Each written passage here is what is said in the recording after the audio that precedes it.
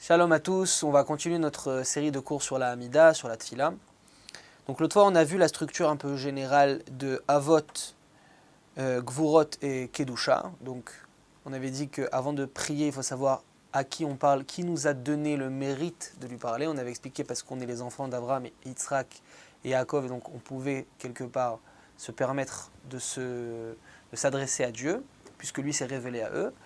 On avait expliqué aussi Gvura, que Dieu intervient dans ce monde, d'accord, qu'il est tout puissant, qu'il a tous les pouvoirs dans ce monde matériel dans lequel on vit, et pas seulement qu'il a créé le monde et qu'il a laissé le monde se gérer par lui-même. Et troisièmement, on a parlé de la Kedusha, que Dieu, malgré qu'il gère le monde et qu'il intervient dans ce monde, il en reste différent.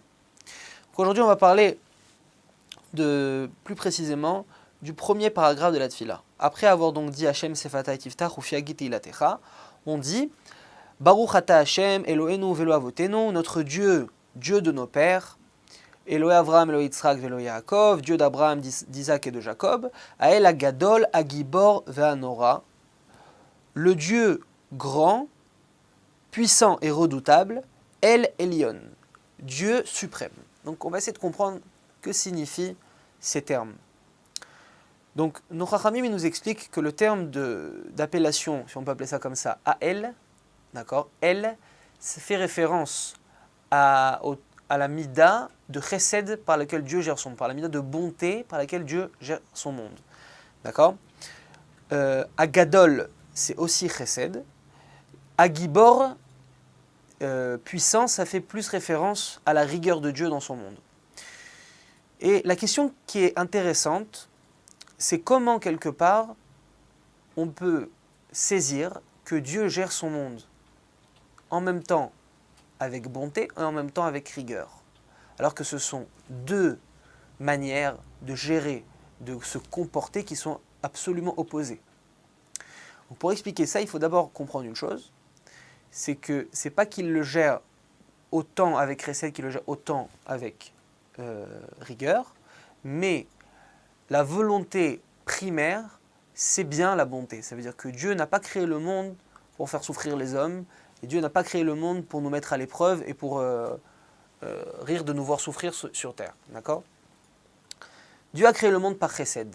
Le Ramchal nous dit dans Derech Hashem que Dieu a créé le monde car il a voulu les étives. D'accord ? Dieu a voulu faire du bien. Et donc il a créé des créatures auxquelles il va faire du bien. Maintenant, il y a deux manières de faire du bien. Il y a donner le bien de manière directe, sans aucun mérite, et il y a proposer à l'homme d'accéder au bien par le biais de son effort. L'exemple qu'on peut donner, c'est on peut très bien donner à manger à un mendiant, et à ce moment-là, oui, il va pouvoir manger et ne plus avoir faim, mais ce pain qu'il va manger sera un pain de honte, ce qu'on appelle dans la mystique juive Nahama de Kisufa, un pain de honte, puisqu'il va le manger tout en étant conscient que ce pain est un cadeau d'un autre homme. Donc il va se sentir quelque part rabaissé d'être dépendant d'un autre homme. Et il y a quelqu'un d'autre qui va faire une bonté qui est beaucoup plus grande, c'est qu'au lieu d'aller donner un pain à ce pauvre, il va lui proposer un travail. Donc quelque part, lorsqu'il lui propose un travail, le pauvre il a toujours faim. Mais quand il aura fini de travailler, d'avoir fourni tout son effort, eh ben, il pourra manger son pain avec fierté. La même chose qui viachol avec la création du monde. Dieu a voulu faire du chesed, mais pas un chesed dans lequel on aurait honte et dans lequel on serait quelque part non méritant de ce qu'on détient. Mais Dieu est tellement bon que non seulement il nous donne, mais il nous donne tout en méritant.